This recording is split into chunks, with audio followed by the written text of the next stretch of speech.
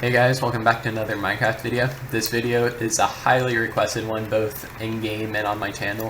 What I'm going to do is do a mix between Cannons of the Week 7, because it's been a while since I made one of those, and it's also going to discuss triangle tech, which is what a lot of people have been wanting to learn about. And in order to learn about triangle tech, I also have to go into deep detail about game ticks and some other things that I find important. And so this episode is going to be a little longer than some of the others, so just sit back and relax, and hope you guys enjoy. Okay, so the first thing we need to consider is what exactly is triangle tech. So when people throw around the phrase triangle tech, a lot of people confuse it as like some sort of cannon attachment or something. It really isn't. It's more like how Minecraft calculates TNT movements, the position of TNT, which occurs every game tick, and things like that. So first thing I'm going to consider is how the game calculates direction. So if you look in F3 in the top left, you can see the XYZ coordinates. So when people are cannoning, they specifically in terms of triangle tech, people often split these into the XYZ components. First thing, I've created like a small 3D model. So east and west movements is the X component, north and south movements are the Y component. Those can be used interchangeably when cannoning on most patch servers. People often mention like if you cannon, I think it's east and west on like old servers, it wouldn't work. So that's just one thing. And then the other component is the Z component, which is different from the others because they're north, south, east, west. Those are the 4 cardinal directions. But if you look up here, Z is just up and down. So there's a special property that is different from the Z component and from the X and Y components, which I kind of typically just bundle together. So now I'm going to show you the specific flight of TNT. So I made this cannon a episode or 2 back, I kind of forget in what video, but oh yeah, it was in the phase cannon video. So what it does is this side has 21 less dispensers than this side, but both propulsions blow up at the same time. So how I compress it is that this side gets compressed against this side of the block, and that side gets compressed against this side of the block. And since this has 21 less dispensers than this side, it will get pushed to this side because that has the greater force. And so when this TNT gets dispensed here, which is in the middle of the block, the game will calculate the east direction first, which if we look at this would be the X component. So it calculates the X component first by going this way, and then it shifts by going south, which is the Y component. So it flies this way, and then you see here, oh wait, there's another turn. So this is the other component, and then it just keeps alternating. And this is what's called the triangle tech, because each one of these little bends represents the motion of TNT. So even though it looks like, so when you fire this, it's basically a diagonal shot, but the game doesn't process the TNT movement by just going perfectly diagonal, because that'd be too like resource. It would like wear down your computer, because your computer can't calculate a perfect diagonal very easily. So what it does is it goes down each one of these components. It's much more memory friendly, and like for people with bad computers like me, it wouldn't lag you to death. So each one of these little bends represents 1 game tick. So that's the next important thing about triangle tech. We covered direction, now game ticks. So in each redstone tick, there's 2 game ticks. So game ticks are totally different from redstone ticks. So 4 redstone ticks equals 8 game ticks, and each one of these bends represents 1 game tick. So this is the end of the first triangle, which would be you may think this is the first game tick, but it's really the 0th game tick, because what's happening is right now I'm on tunneling mode, as represented by this comparator. So what it means is that this shot has the same delay as these, but since I have a comparator here, the game will process this last. So even though it looks like the first game tick, it's actually the 0th one, and then the next one would be the first game tick, and then this would be the second game tick, or 1 redstone tick.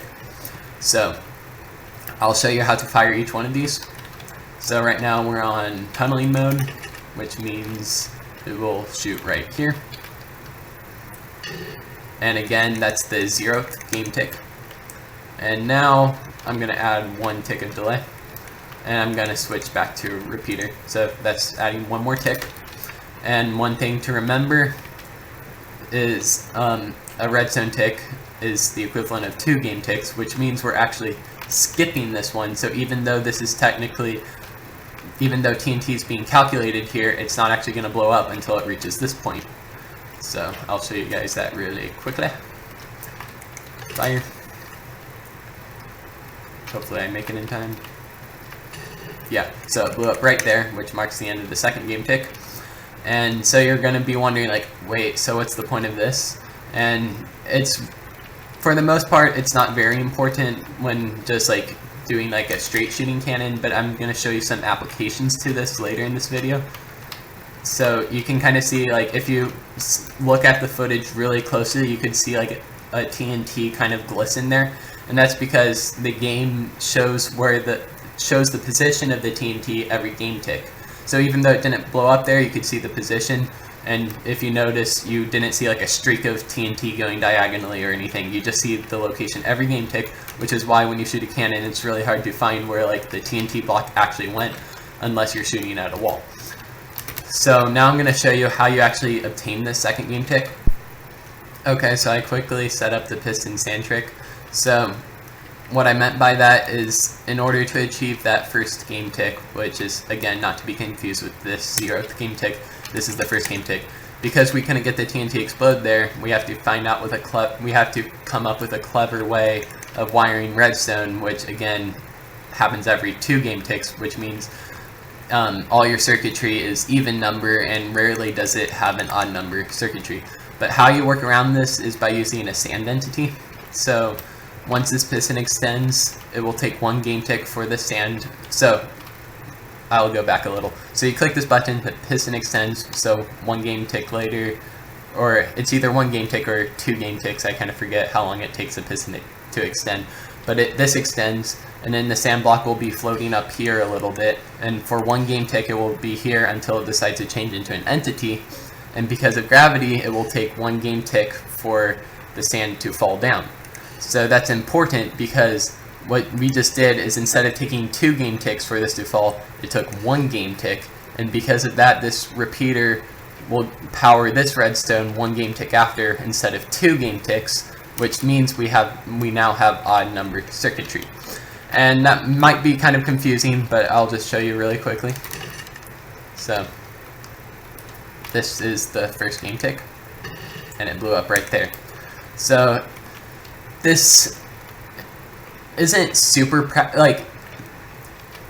let me rephrase this. So odd number circuitry is kind of important in some scenarios, but for most basic cannoning, it's not important, I'll be totally honest. But I'll show you why this is important in some other cannons that I've made, and some cool applications with it. So there's one last thing that's really important with triangle cannoning, and that's basically the order of each of the X, Y, and Z components. So kind of like how there's an order of entities, if you will, there's also an order to which direction Minecraft calculates first. So the first fact about this is that the Z component always goes first. So let's say you were using this cannon here. This dispenser will get dispensed, and before, so what happens first is this TNT moves upwards with the Z component, and then it shoots outwards. And that makes sense because if, let's say, it went this direction first and then went upwards, then you wouldn't be able to stack anything because your TNT would be way above sky limit and all those issues. So what's important is that it goes up to the guider first before it goes outwards, and that's basically how every cannon works. So now that you got that fact out of the way, since that always gets calculated first, you can't really change that. But what you can change is whether the X or the Y component goes next. And that's why I'm going to go over here. Okay, so I set up this cannon. So what's happening here is I mapped the travel of the TNT.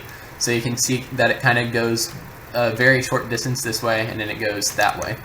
So if you look back at this cannon over here, what's happening is it goes sideways before it goes forwards. But if you look over here, it goes forwards before it goes sideways. That means you can actually manipulate those 2 directions. So the difference between the two is that one, you can see there's two propulsions on each side. This one of these is the X component and the other is the Y component. I kind of forget which one now. But if you look at this one's being compressed 1, 2, 3, 4, 5. So this is what's being shot out. So this is 5 blocks behind this one. So there's a 5 block difference between these two. But if you look here, there's only a 2 block difference. So that's obviously the weaker force, and this is going to be the stronger force. And you don't pay attention to how much TNT there is, because if there's 1 TNT here and 100 TNT there, it would still go this direction before it goes that way. And again, if this had like 1,000 TNT and this had 1 TNT, it would still go this direction first and then it goes that way. It's less about how much TNT there is and more about how much force they carry. So since this is farther away, it has a weaker force, but since this is closer, it has a closer proximity. That's how it gets calculated. So again, Minecraft calculates the weaker of the XY components. So since this component is obviously farther away, it has the weaker force, which means it gets calculated first. So this component gets calculated, so the TNT moves this way, and then that component there is the stronger force, and then it will go that way. So this is kind of like how my concept of a border cannon would work, is that it would move this way, and you don't want it to you don't want to shoot 20 chunks out of world border, because that's a bit unnecessary. So you only need a little bit of TNT to shoot out of world border. So that's what I'm doing here. So if I fire really quickly, should blow up around here. So the first cannon I'm going to show you guys is my horizontal stacker. It works pretty interestingly. You may recognize this propulsion. It's the same one I used for the phase cannon. So what's happening is, if I could fit in here, the compressor there compresses everything over here up to this piston. There's a ladder there so that it doesn't fall.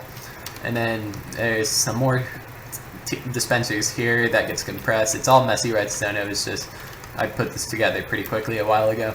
And then the TNT gets compressed underneath this ladder. So once everything gets pushed against this piston, it gets shot up here right next to this trapdoor.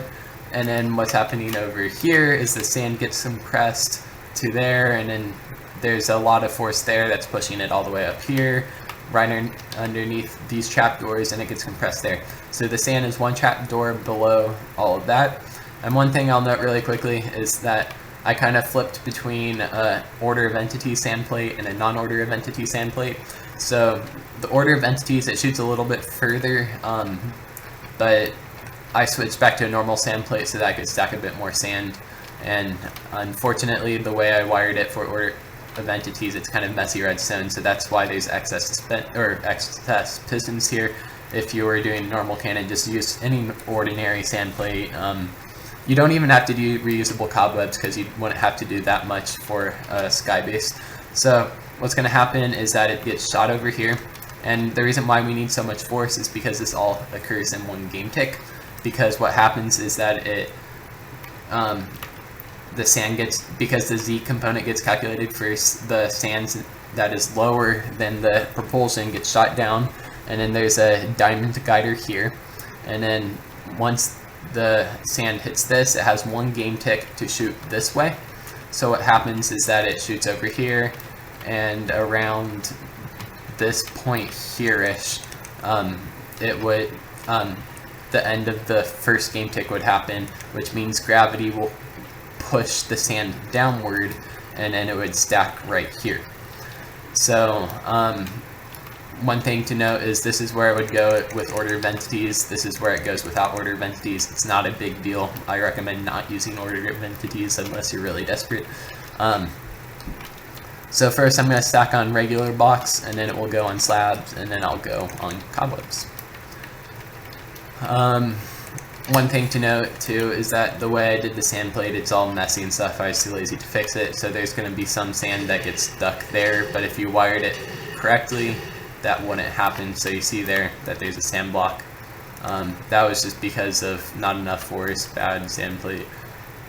But yeah, it stacked right here, and I'll do the same with the slab. And it doesn't matter which block you stack on first. You could stack on webs first, you could stack on slabs first. Not a big deal. So now it's stacked on the slabs.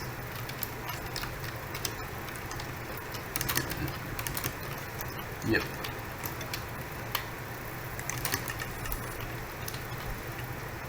Oh, I forgot to remove that sand block. Shoot. My bad, guys. Let me fix that.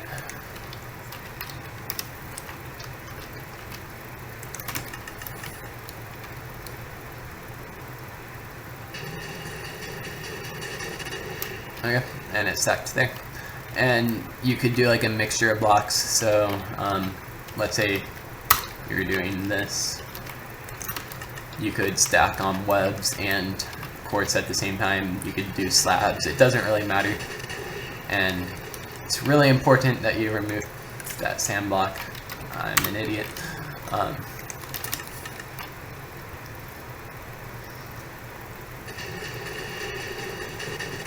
Okay, that time it worked. And that's just sand plate issue once again. And then another thing you could do, the guider is adjustable. Oh, it's been stacking up here. I forgot. So remember how I said the sand got in the way there? What happened now is that the guider stacked on top of the sand, and since we already had something stacked there, it actually stacked over here. Kind of forgot about that. And then something you could else that's cool is this that I'll show you guys. Actually, I'll take a web while I'm here in the sand block. So set air. Okay. And now I'm gonna place a web there and a sand block here.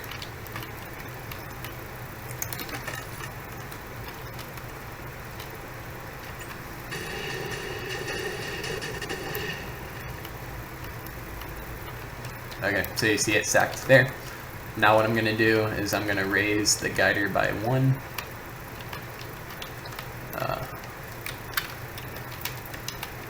My speed is kind of annoying at times. Okay, so I raised it by 1. Ascend. Oh my gosh, my speed is obnoxious. Okay, so place web, place sand. Since I raised it by 1, I could stack on top of my previous sand.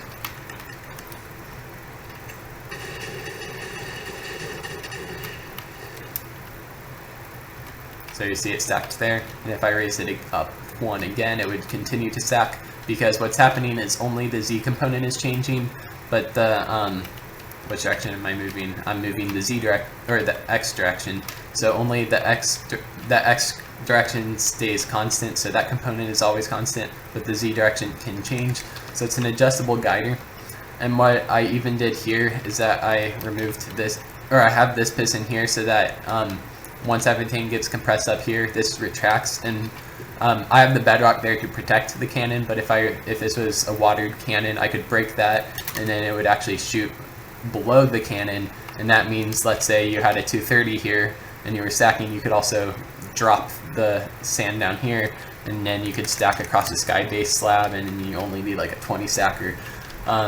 You guys you might remember one of my horizontal stackers from the past Cannon of the Week video. And yeah, that's about it for this one. One really important thing to note about this is that, let's say this was 1 block lower. What happens is that the sand, there's no block. Or actually, let's do this. So remember the guider was moved up 1. I already removed the sand over there. So if I pasted the sand really quickly. Okay. What you'll see, since the guider is 1 block up, it won't actually stack this time.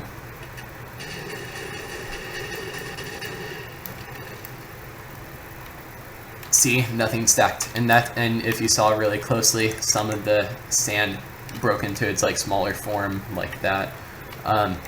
So what happened is that since there was no block, it can only stack on blocks that are even with the guider, because if the game remember what's happening is the sand hits this guider and then it moves sideways. But if there's nothing for it to stack on, it won't actually stack, and instead it will break. And one other thing that you can do with this cannon, I've tested it and it worked, is that you could stack and then tunnel with order of entities. So something that most people often forget is that normally when you tunnel effect, it's normally the first game tick, but what you can do is after the first redstone tick, so if you had one redstone tick after, or two redstone ticks after this, it will start tunneling around this point here. So if you had the stack go farther with order of entities, you could actually stack the sand and then you could tunnel effect it. I know that doesn't make much sense. I might show you guys later in this video, but since this is running kind of long, I probably won't. And if you were wondering what this was here, it kind of is the same concept. It's like a shorter version.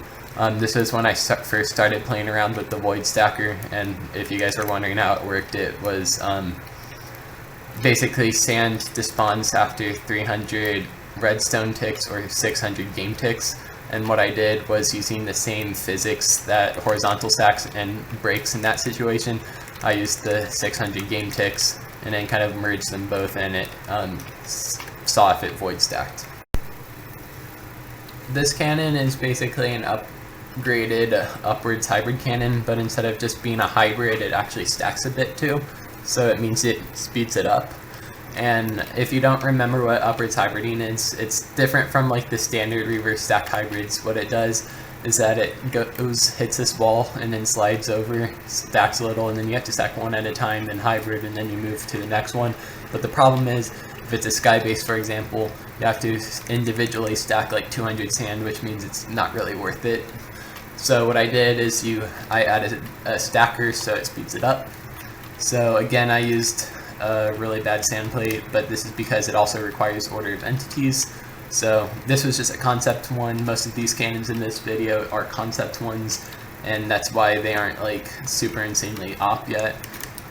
So the first thing to do, the bottom layer is just dry. So what I did is I removed the left slab bust, and and I might as well turn off the sand for now. So I turned off the sand, and all it's going to do is it's going to hybrid at the top. Or not hybrid, it's just going to blow a hole through the first layer. So let's fire.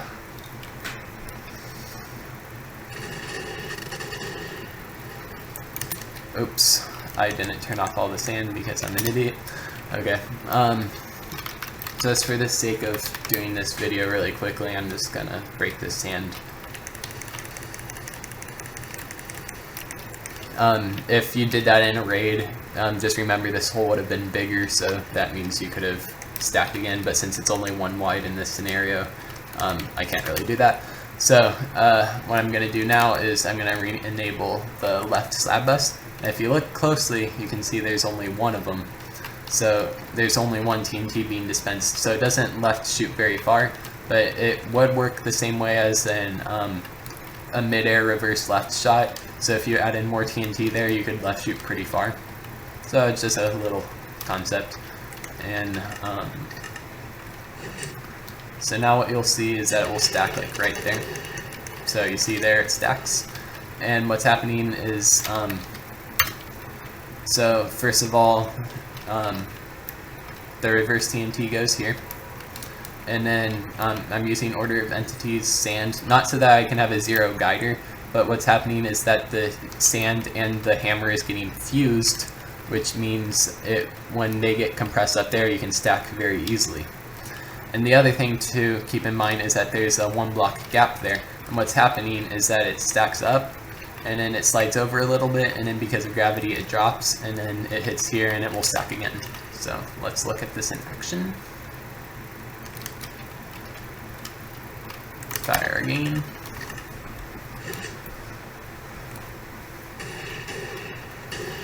Okay, so you see it stacks.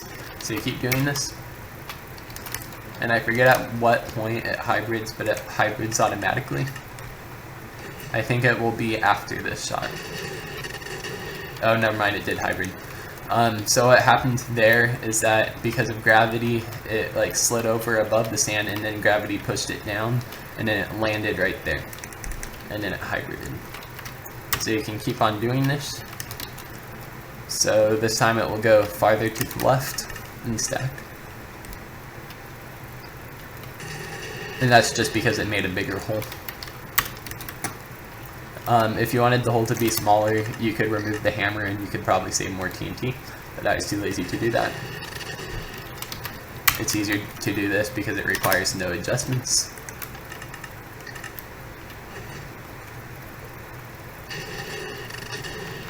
And then you just keep on doing this. And I'll pause right before it hybrids just so that I can explain it better this time. Okay. So the next shot after this one will hybrid, but for now it's just going to stack. Okay, so what's happening is, what will happen the next shot is it's going to slide up, then it's going to move over, but this time, where before it would just slide over and hit the sand block, this time it's still the first game tick, so what happens is it slides over right above the sand, and then the first game tick would have ended, and then it decides, because the component always goes first, the gravity will push it down by one block, and then so it will scoot down a little, but this time it will actually stack, and then it will hybrid. And another thing that's cool, it will actually stack like 2 if you look really closely, so that means the TNT won't slide over, and yeah, it's pretty cool. So let's add some sand. You don't need that much sand. I'd probably only fire like 5 to be safe. You probably only need 2. Maybe even 1, I don't know. But yeah, you see it hybrids, and then you just could keep on doing this. And however large this part here is, that's how high it can go. So I tested earlier, it could go all the way up there, as you can see. We're not going to do that now because the stack isn't big enough to go all the way up. You have to fire multiple times, and I don't want to waste that much time for that. So it's a pretty simple concept. Again, order of entities, so it can fusion stack. What's happening here is that this TNT there basically left shoots at the same tick that the reverse goes off, and so it will reverse up first and then it will left shoot a little bit. So again, it's kind of like the order of directions that I mentioned at the beginning of the video, and then you could even modify this, like I said, so that could reverse midair left shoot. It's probably better to combine the reverse and the left shoot if you want it to left shoot pretty far without having to add more TNT, but it's up to you guys. And remember how earlier I mentioned that you could tunnel and you could stack sand and tunnel at the same time, so it's kind of like a hybrid tunnel. I kind of tested it out. There are some issues with it, like you can't do like multiple watered walls with it, but let's say if this was all watered, like let's say if it was like this instead, sorry, I'm going a little too quickly. So if it was like this, it could stack the sand and then tunnel it, and then it would work. But if there's a wall in the way, there's an obstruction and it can't go through that. So I just wanted to clarify that in case you were confused earlier. I'm not going to show this off or release this specific cannon because there might be some good stuff held in it. So the last cannon I'm going to show you guys in this video is a relatively compact mid-air cannon. So what it does is it makes use of this, and if you remember earlier, it's how you access the odd number game ticks, because normally you can only access like even number game ticks because redstone, like a repeater, it uses 2 game ticks. So you can never really achieve 1 game tick unless you use the sand entity, or that's the only way I know of. So what it does is when normally you use a mid-air cannon, you have to like compress it in a 1 wide hole, but there's not normally a ladder there. And that's because normally the sand would get compressed there, and then by the next game tick, gravity would have pushed it down. But what I did here is, since I limited, so normally this here would blow up 2 game ticks before this, but because of this, I get it to shoot 1 game tick before this. And what that does is that this sand never becomes an entity, or it never drops down, because as soon as this blows up, it counteracts the gravity that would have pushed the sand down, and it actually shoots straight up. What that means is that you don't need like compressions for the propulsion and hammer, which means it can get really compact. So if you were just building a small mid-air roof cannon, this is probably the way to go. I actually tested this out on a raid and it worked. So first off, I'm going to show you what we're firing at. This is 12 chunks out, so not bad for only 9-ish TNT in the propulsion. In total, the cannon probably only uses like 40 dispensers, so it's a really affordable cannon. So first you saw the first stack, and that's just for a little backboard, and then the next time you'll see it will hybrid. Since there's only one TNT in the hybrid, who cares if you waste one TNT every shot? Because you're going to go through multiple roof layers. It's not a big deal if you waste one TNT. Okay, so the next one, the red sandwich, is the hybrid. And then boom, you're in, and then you can just keep going. It's not going to be like a perfectly straight hole, it's going to be slightly angled, but who cares, honestly, if it's only like 12 chunks. This isn't going to be like in a serious raid or anything, but what you can do is that this can be set up really quickly. You can raid someone. It's like a really affordable cannon. So I was kind of debating about including this cannon into this video because it's new tech, but I've decided to include it just because it sums up all the triangle concepts pretty well. Basically what it is, it's a detached floating barrel. So it's something you can use when you're raiding. So what happens is you're raiding someone, and then like you see all these spawners, like imagine these are spawners, but your cannon is only aligned in this little space here. So what you can do is you can set up a sand pillar here, and then I'll just show you kind of if I can fly in here. So here is my little guider. So if I fly out, the sand stack is equal to the guider, and then the wall is one block up, which is equal to everything else in the cannon. So the advantage of this is that it basically acts as a floating barrel. So I'll kind of model it for you guys. Okay, and let me get this block here.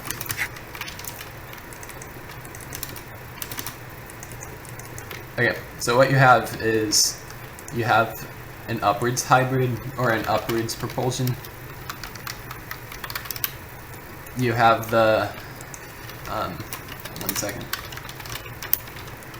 Then you have the TNT shot. And then you have right here lefty propulsion. And one thing I want to note is that a 2x2 block represents one block. So this isn't drawn to scale. This is more to scale. So imagine this one wide sand stack was like this.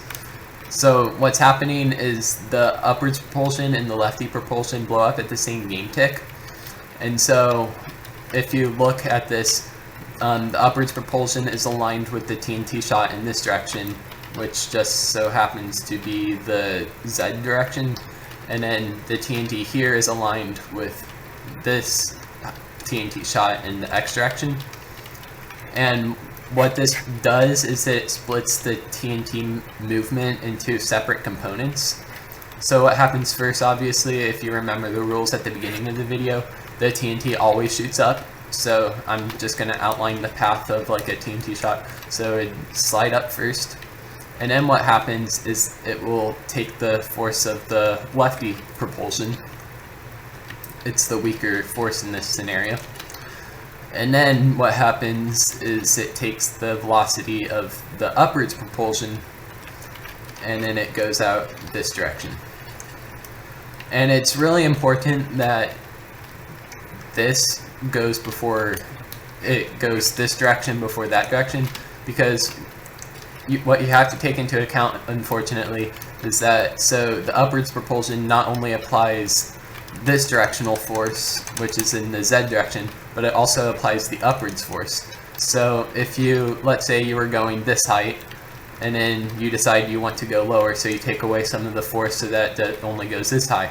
But what also happens is that when it goes this direction, so it goes the same distance this direction, but what you'll also notice is that it blows up earlier here. And that's just something you kind of have to deal with. What I find best is to get the most variety of shots, you want to cannon as low in the base as possible. So if you were rating a Bedrock to Sky Limit base, this is actually really good because you could start cannoning at Y100 and then you get tons of variety. On a sky base, you're a little more restricted on how far that direction you can shoot, but it's still really good in my opinion. Okay, so now I'll show you guys it in action. You don't need any sand stack, I've already pre-stacked it. I'll show you guys how to pre-stack it later. So, first shot you do is, what you typically do is start with as little lefty propulsion as possible, and then you just slowly go more and more to the left. So right now, as you can see, only this repeater is powered, which powers this one, and this one, so 3 dispensers total. So I'm gonna fire.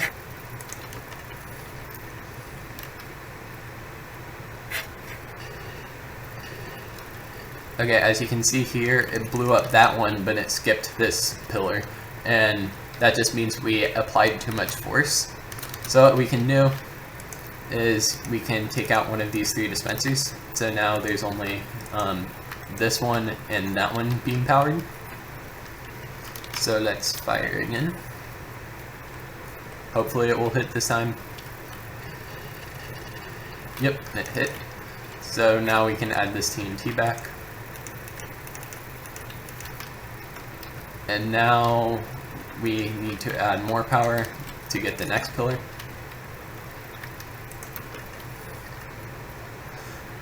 So the reason why this is called a detached floating barrel is because, okay, as you can see, it must have flown in between one of these gaps.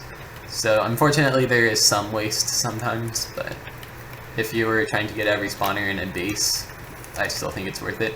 So the reason why, again, this is called the detached barrel is because normally when you're using a floating barrel, if you were going to get each one of these spawners, you'd have to go through each one of these walls. But what you do is, since this is done on the last wall, it's basically, it bypasses all the previous walls, and then it will just shoot to the side and then over. So I'll shoot again, this time adding slightly more power.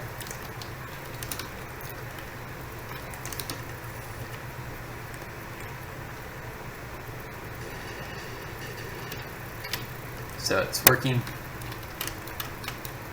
Add more. So it's a pretty simple process. If I were to, this was my first version, and I haven't built another one yet. When I show you actually how to pre-stack, I'll show you how I upgraded it a little bit better, because I ran into some issues. But if I were to rebuild this cannon again, what I would have done was I would have made it easier to apply more lefty propulsion so that you wouldn't have to constantly go back and forth. Okay, so as you can see, we blew through all of this layer. So what you can do now is, remember, as I talked earlier, they're separated into their different components. Now what you do to get some of these lower spawners, you have to take away some of this power. So just from pre-testing off camera, I know to adjust this much force, which is about 1/4 of the power. So what that will do is that it will drop the TNT down and it will hit those. So let's fire really quickly.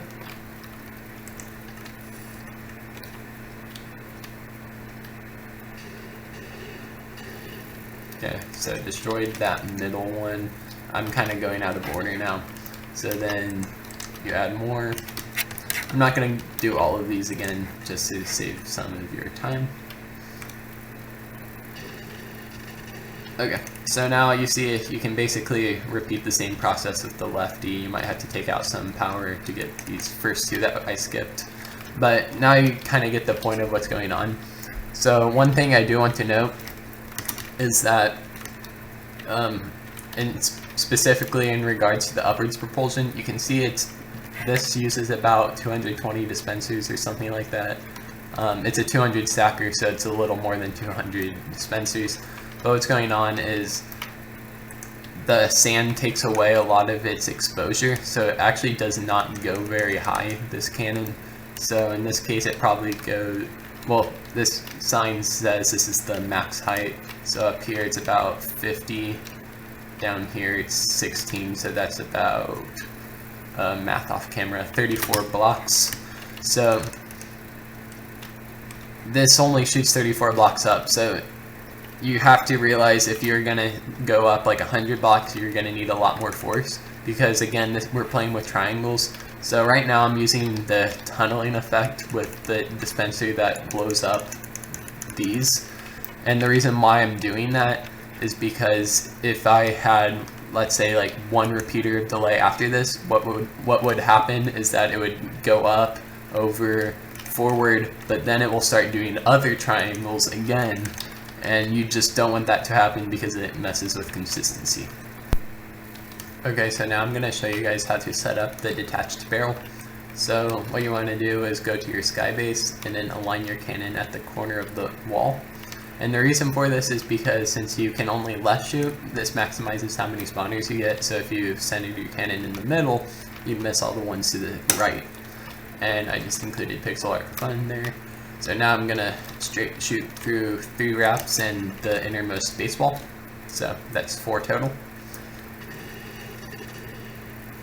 So we got through the first one pretty easily.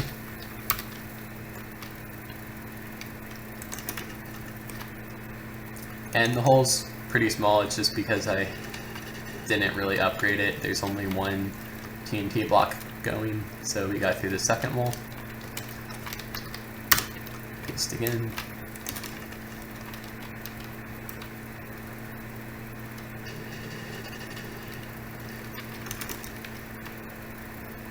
Okay, we got through the third one. This hole looks a little wacky, but it should be fine. So last one.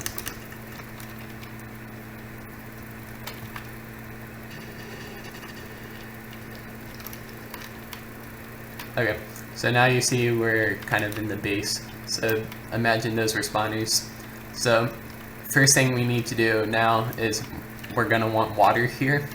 And the way to do that is you just reverse all the way up the wall. So now I'm going to show you guys my cool trick to reverse the wall. So what you do is you take off some TNT there, you take away the realigner there, then you go in here, remove this ladder, and then, so what's happening is I basically purposely screwed up the compressor here. So what that means is some of the TNT is going to reach underneath this guider here, and then some of the TNT won't reach all the way and will get stuck here, and it will be enough TNT to reverse the 50 or so blocks that we have to go. And then, okay, so I did that. I removed the hybrid shot because I was afraid I'd forget to turn that off, because you don't want extra sand blasting in there quite yet. So hopefully this works if I remembered everything.